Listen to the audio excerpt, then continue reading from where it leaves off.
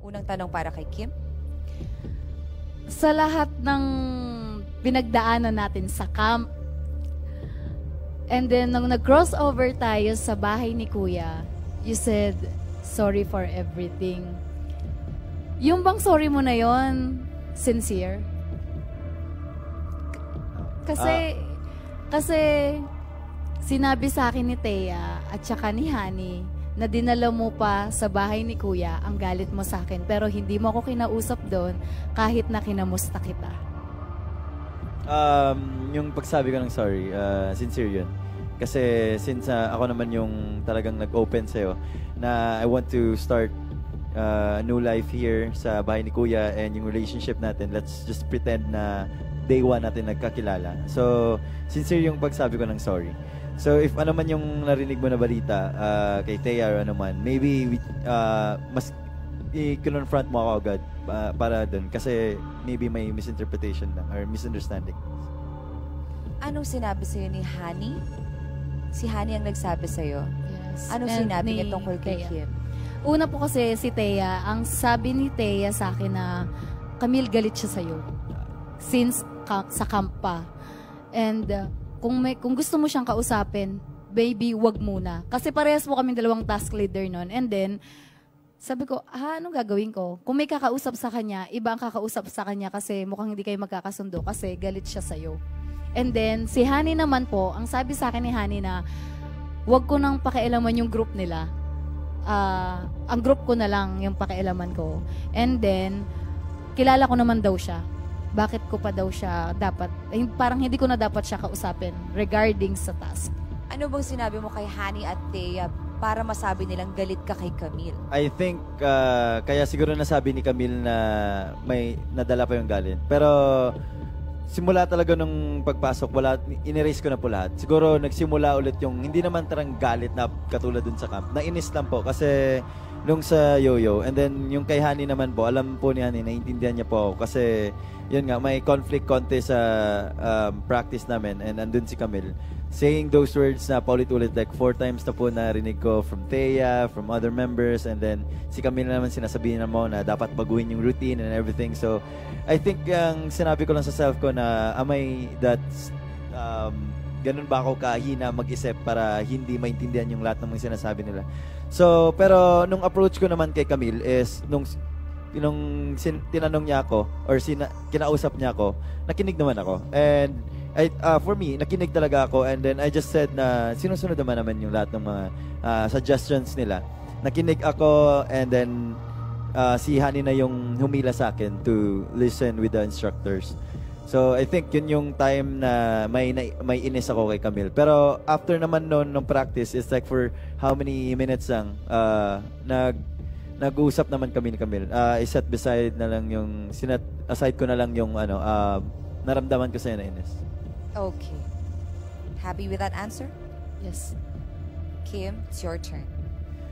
So, way back sa camp, since, di ba, naging comfortable ako sa'yo at first week at pinagtanggol pa kita, ano yung pinaka, alam ko madami kang ayaw sa akin na ugali. Ano yung pinaka ayaw mo na ugali ko na hindi ko pa narinig na sinabi mo? Actually, nasabi ko sa'yo, di ba? Nag-usap tayo before tayo nag-cross over na yung emosyon mo, hindi mo masyadong, parang lagi, na-express mo ng bonggang-bongga na lahat ng nakapaligid na tao naapektuhan, di ba? Sinabi ko yun. And yun yung pinakaayaw ko. That's why yun yung sinabi ko sa'yo. Yeah. Okay. Yeah. Meron ka pa bang hindi nasasabi kay Kim na ayaw mo sa kanya? Yung, sinabi ni Kuya Alger yun, di ba? Inulit ko sa'yo na yung pagiging leadership nyo, okay. Pero sometimes, yun yung nagiging weakness. Yeah. So, yun po, sinabi ko, actually lahat sinabi ko before tayo nag-crossover. And then yung mga days, diba, pagka kinakausap kita, sinasabi ko naman lahat. Kasi, yeah. Diba, ina-open ko, diba? Yeah, diba? Okay, it's your turn. Until now ba, may galit ka pa rin sa akin? Go, be true. Hindi ko, ayoko ng term na galit. Kasi, Ines. big yun eh. Bigat Ines. yun. So, Tampo.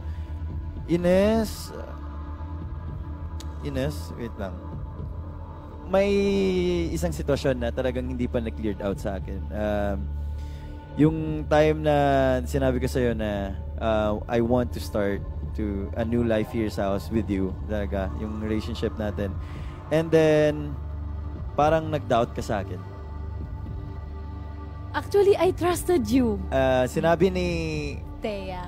oo, na parang pinangunahan mo yung parang sinabi mo, ay, hindi pa rin nagbabago si Kim. Hindi pa rin siya nagbabago. Ganun pa rin siya. Gusto niya pa rin yung nagtuturo-turo sa grupo nila, sa leader. Where in fact na I listened to all the suggestions with my members and then nagka-come up kami sa isang idea and lahat ng idea ay galing sa members, not on me. So, I'm a leader. Ang role ko as a leader is to decide one decision, one thing, one idea. Hindi yun ang katulad na nakita mo sa camp. So, for me, I change for myself, for the better. And parang hindi mo nakikita at parang ginudge mo agad. Kasi, yun nga.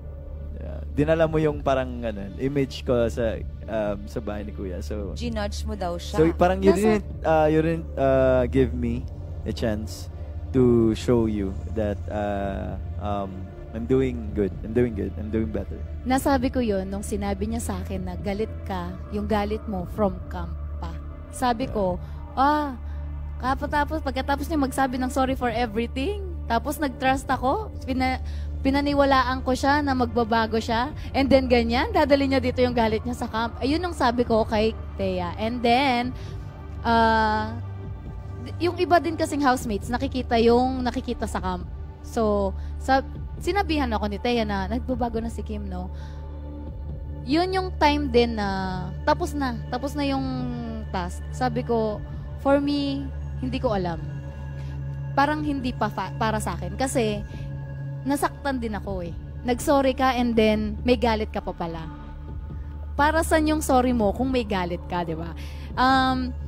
Yun lang. So, nagkasakitan tayong dalawa sa pagitan ng isang tao. Yeah, so, maybe I'll consider it as misinterpretation talaga. Misinterpretation and then, misunderstanding. it's very crucial sa mga ganun talaga. Kasi, nag-aaway, may namumuong away. And Yeah. I think next time, we should talk na lang talaga to each other kung ano talaga yung totoong sinabi. And para mabigyan agad ng solusyon. So, I think ang problema dun is yung misinterpretation talaga.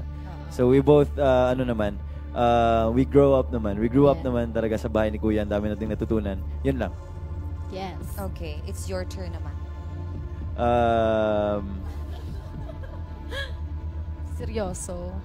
So, Naaanohan ako sa questions. Gusto ko yung mas matinding tanong. Parang hindi siya harapang tapatan. Parang wala lang. maybe it's not a question na tanong sa akin. Minsan napapansin ko na alam ko friendly ka, pero you're kinda ano ba yung term na yun? Maharot ba yun? Or sa iba na malalaki. So, para sa'yo, ikaw, sino ba yung talagang gusto mo? Kung don't consider your boyfriend muna sa pamamalagi mo sa bahay ni Kuya before or sa camp? Sa camp? Wala talaga. Talaga wala. As in, alam ko yung tinutukoy mo dyan si Honey eh. Kasi hinaharot-harot ko si Honey. Well, kay JC din. Hindi nyo lang nakikita yung kay JC.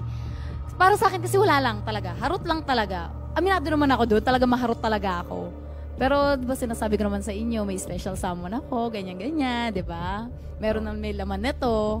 So, for me, naisip kong boyfriend, wala. Kuya, si Kin.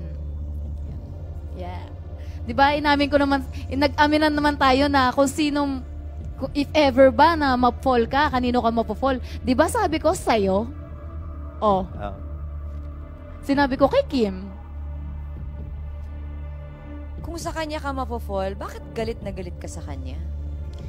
Madalas po kasi kami talagang di magkaintindihan, lalo na po pag may task talaga, talagang sabong. Okay.